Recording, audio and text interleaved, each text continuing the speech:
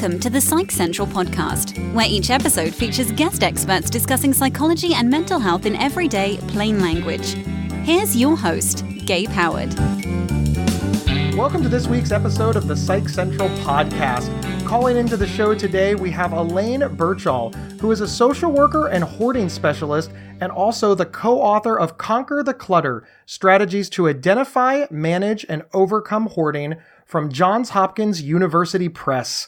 Elaine, welcome to the show. Thank you for inviting me, Gabe. Oh, it is quite our pleasure. Hoarding seems like it is everywhere. I think in 2019, because of all the media coverage, all of the television shows, there's just a lot more understood about hoarding today than there was 20 years ago. But I imagine that a lot of this information is incorrect. So starting right off, can you tell us what the general population doesn't understand about hoarding that they think they do? Well, the general population, I think, believes that hoarding is necessarily a dirty, chaotic mess, and that's not true. Hoarding has three criteria, Gabe, and unless each of those three criteria are met, whatever you're looking at that point in time anyway, isn't necessarily a hoarding situation. What are the criteria? So the first is there is an excessive accumulation, what most people would call an excessive accumulation, and I say a failure to resolve that proportionately.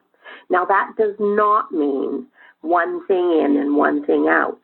What it means is that fundamentally inside yourself, you either don't have or you have a broken check and balance system that tells you when things are starting to get out of hand so that you can do it when it's a smaller job, which is easier, obviously. The second is that some or all of the living spaces, now that can be your home, your office, your car, your backyard, your garage, can be anywhere where you live. Those spaces can't be used for their intended purpose.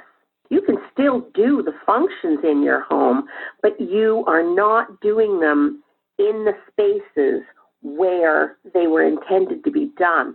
That's important because you probably don't have the tools to do those jobs, and you're probably adding to the clutter by leaving things lying around rather than put it away when you've got that kind of disruption. The third criteria is somebody's upset, distress, or impairment in functioning. You're still living there, but now you're adapting. You're stepping over things. You're moving things off of a chair so that somebody has a place to sit. You stop inviting people home because you're embarrassed about the conditions. So most of your social life happens outside your home. Now, there's one key thing about that stress or impairment in functioning. Doesn't mean, Gabe, that those people have to be distressed right now. You have to tick that box. If people who need to know, if they knew the truth about the condition of the property, would have cause to be concerned. That's your neighbor who is at increased risk. That's your family members, your pets, the fire department, children's services, animal control, bylaw, property standards if you're in a multi-unit dwelling.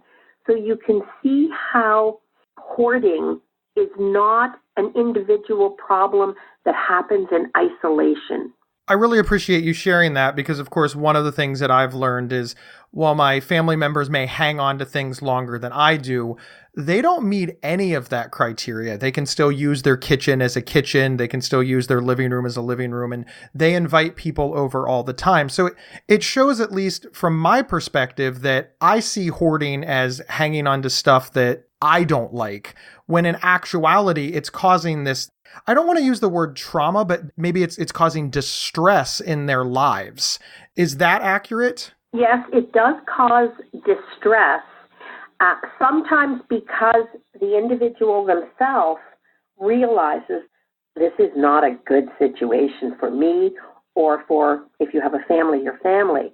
Sometimes the distress, though, Gabe, is also or more about, I just wish people would get off my back. I don't think there's anything wrong with this. I think I have the right to live the way I want to live. Well, that's true, but up to a point, everything has limits. When you create a hazard for yourself, no matter how big or how small that hazard is, you are probably also creating a hazard. Certainly in hoarding situations, it will go on to create a public health and safety hazard as well, because true hoarding is a compulsion. It's a compulsive disorder. Is there a relationship among hoarding versus cluttering versus collecting versus hanging on to things maybe longer than the average? Is it all part and parcel of the same thing, or is it just completely separate and I'm barking up the wrong tree? Not necessarily. So hoarding is, though, to some, even a minimal degree, those three criteria got ticked. That's hoarding, all right? What we don't know, however, is every single person who hoards has told me that they started out with clutter. But every person who has clutter is not necessarily going to go on to develop hoarding disorder. Okay. The difficulty is that at the inception, at the early stages of hoarding, it's hard to tell whether that's just clutter or whether you are really headed down a path you probably don't want to go down. I want people to think more about the compulsion, that driving need to have things or acquire things or get the deal, or all of those triggers that the people at the other end of the spectrum of hoarding look back and go, boy, that was a telling sign. I wish I'd known that was a danger sign. Is it possible for somebody to be a hoarder and be super organized, clutter-free? I mean, it seems like it would be, right? Because of your three criteria. But it doesn't sound right. Like, how can you be clean and organized and also a hoarder? They seem mutually exclusive, but I suspect they're not. No, they're not exclusive. Some of the people that I work with are extremely high functioning. Not all my clients, but I have had a number of lawyers. I have had a number of physicians. I've even had some practicing psychiatrists who get caught up in that sense of being overwhelmed. At work, they are high functioning, they are organized. In this other area of their life, not so much. But I've also had people who are just average people, and they are meticulously clean and tidy. They are also very well organized. It's about the excessive accumulation, though, Gabe. It doesn't matter how tidy or how neat or how organized you are. If you have an excessive accumulation, then you have a problem, all right? Because we have relationships with our things.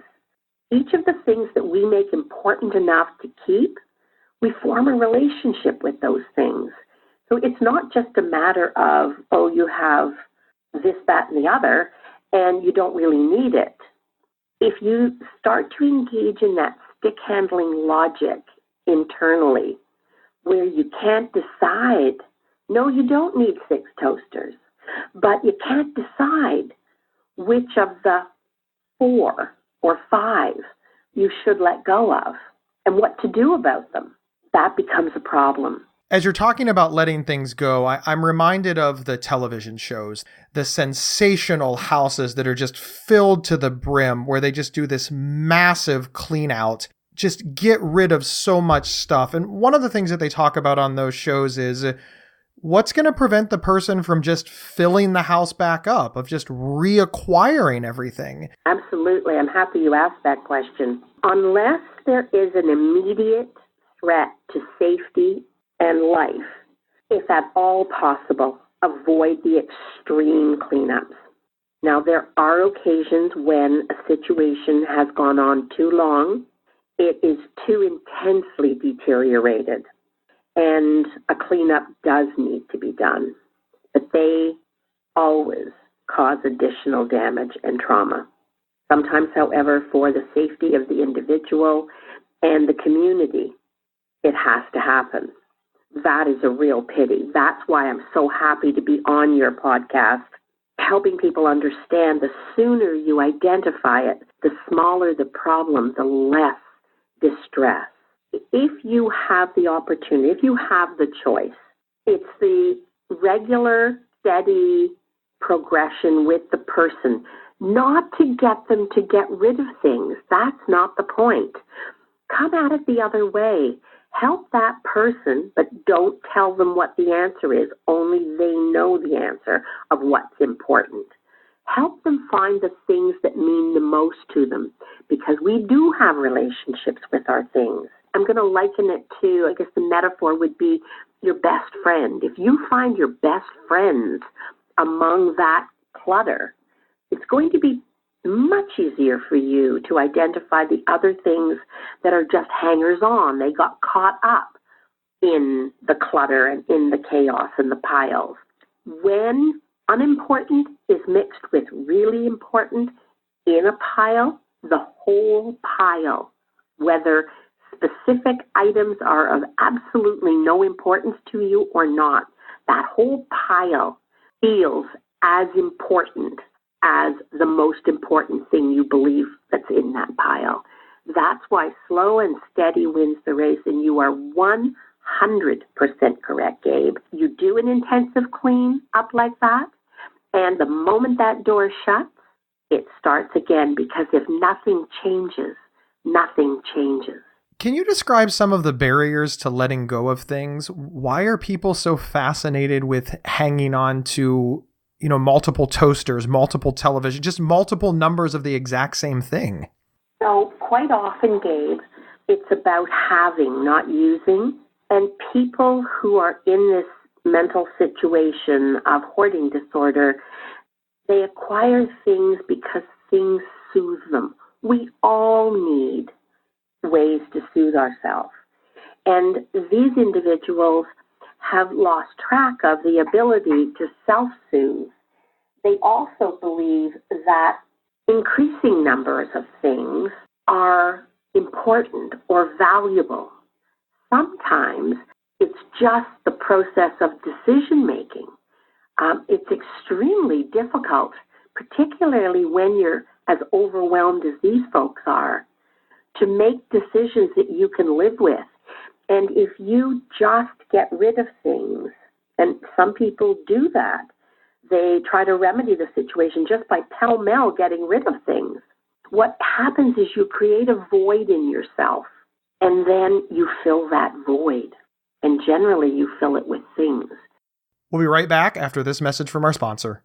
This episode is sponsored by BetterHelp.com. Secure, convenient, and affordable online counseling. All counselors are licensed, accredited professionals. Anything you share is confidential. Schedule secure video or phone sessions, plus chat and text with your therapist whenever you feel it's needed. A month of online therapy often costs less than a single traditional face-to-face session. Go to BetterHelp.com/Psych Central and experience 7 days of free therapy to see if online counseling is right for you. BetterHelp.com/Psych Central. And we're back speaking with Elaine Birchall, co-author of Conquer the Clutter, Strategies to Identify, Manage, and Overcome Hoarding. One of the common tropes on the television shows is that hoarding is related to grief and loss. Is that true? And if so, why? It can be, but hoarding is a lot more than trauma or grief and loss. Anything in the human experience that makes you vulnerable and creates a state of mentally being overwhelmed. There are 3 paths, basically, to hoarding. One is genetics. All right, we do know that, depends on the study, anywhere from 50 to 84% of individuals who hoard have a first-degree family relative who hoards, a mother, father, sister, brother.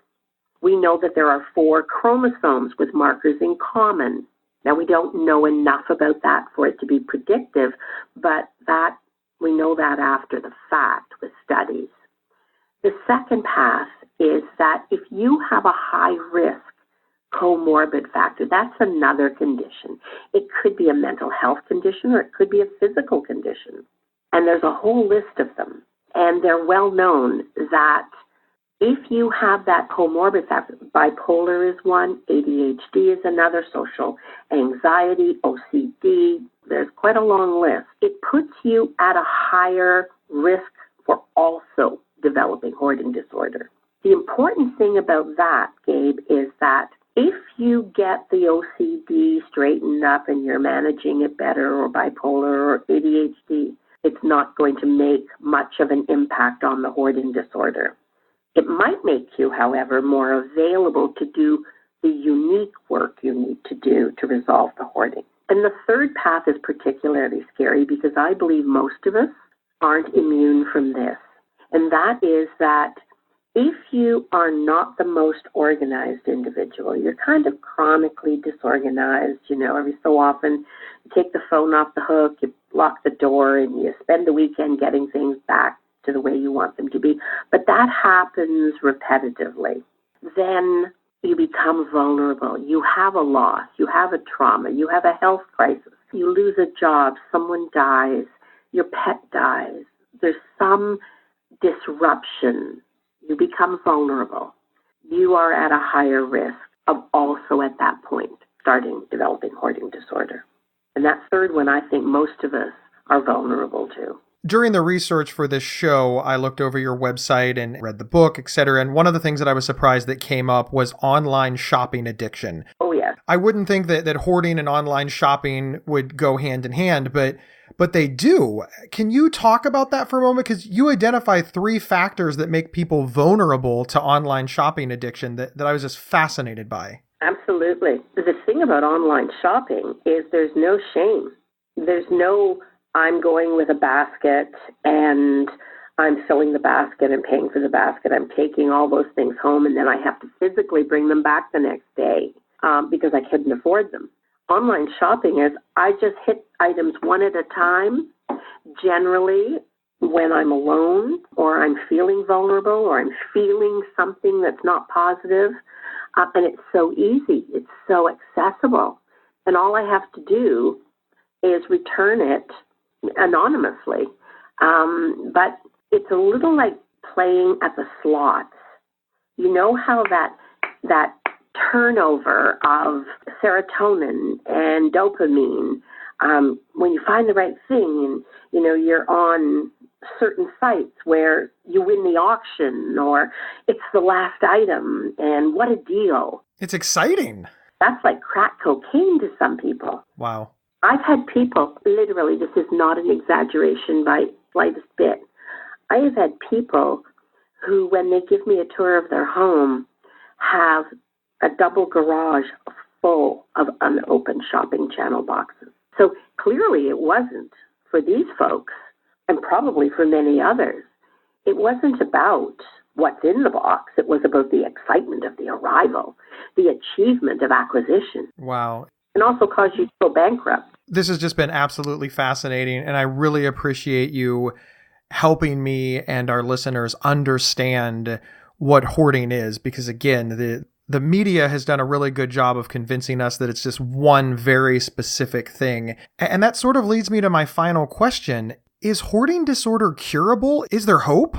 Yes, there is hope. That's why I do this. Yes, there is hope. It depends on how early the onset occurred, how long you've been doing it, and how many other, I'm going to call them balls in the air, you're trying to keep going. I met a woman yesterday, for instance, and even though it's not the worst situation as far as accumulation, her life is legitimately so complicated. Disabled children, health issues, untreated trauma and abuse, social anxiety. There's a list that it's going to take quite a while. When we talk about getting better and recovering from hoarding, what are realistic goals for people? Every single person, if they are willing to do the mental work, all right? Because if the head and the thinking doesn't change, if you don't change your relationship to your things, your hands can't help you. So every single person is capable of learning to manage at a minimum with the right resources, right? And many people Many people, the later the onset, so it didn't start in childhood. It hasn't gone on 50 years untreated. The later the onset, the more you reach out when you identify the clutter isn't working for you anymore. You realize how overwhelmed you are. Reach out at that point. You can turn this around.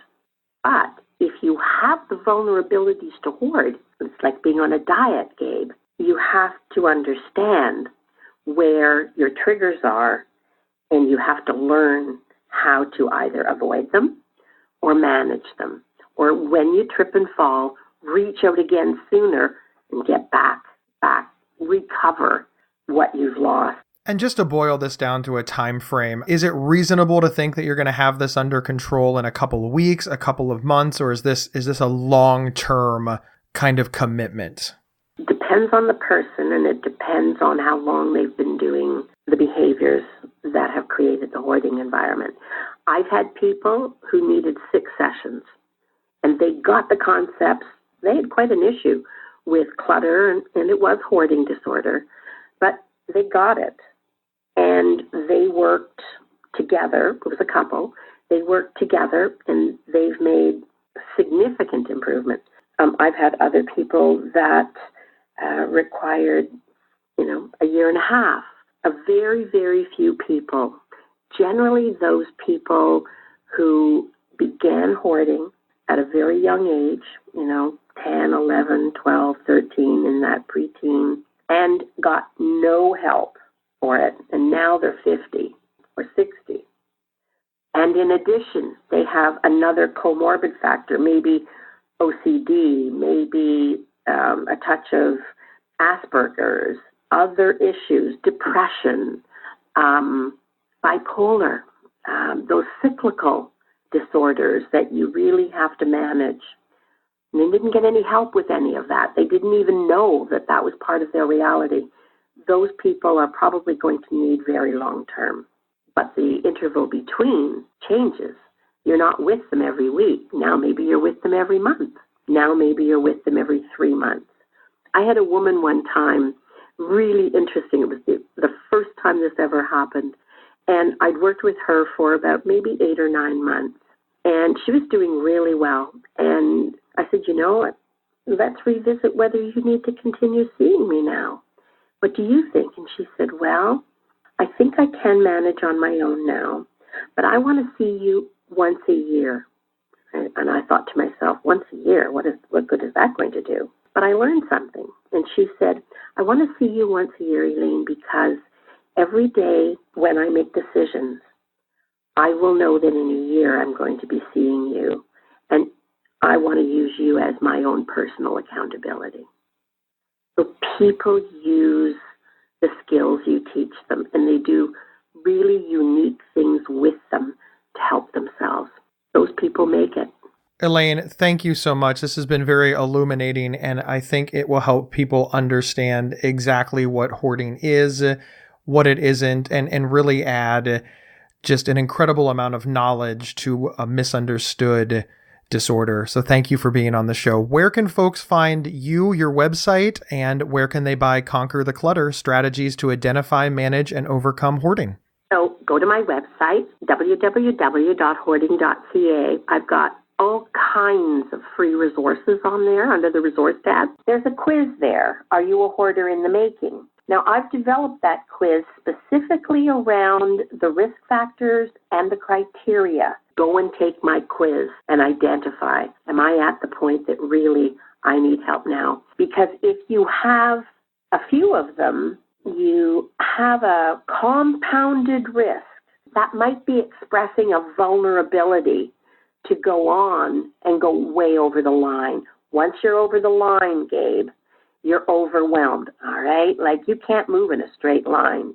It's extremely and becomes more extremely difficult to make the decisions you're going to have to resolve this. You can get Conquer the Clutter on Amazon.com, in Barnes & Noble bookstores. If you're in Canada, you can get it in Indigo Chapters. You can go on my website. You can order it from Johns Hopkins University Press directly. Thank you, Gabe, for the opportunity. It's really great to get a positive message out there that puts things more in a true perspective. You're very welcome, and thank you for being on the show. And to our listeners, do you want to interact with the show on Facebook? It's really easy. All you have to do is join our Facebook group, and you can do that by going to psychcentral.com/FB show. And remember, we live or die by reviews. Wherever you downloaded this podcast, give us as many stars as you feel appropriate and use your words. Tell people why they should listen. And while you're at it, share us on social media, email a friend, tell your colleagues. We don't have $1 million advertising budget, so our listeners are our best chance to gain following. And remember, if you'd like to get 1 week of free, convenient, affordable, private online counseling anytime, anywhere, simply visit betterhelp.com/psychcentral. We will see everybody next week. You've been listening to the Psych Central podcast. Previous episodes can be found at psychcentral.com/show or on your favorite podcast player. To learn more about our host, Gabe Howard, please visit his website at gabehoward.com.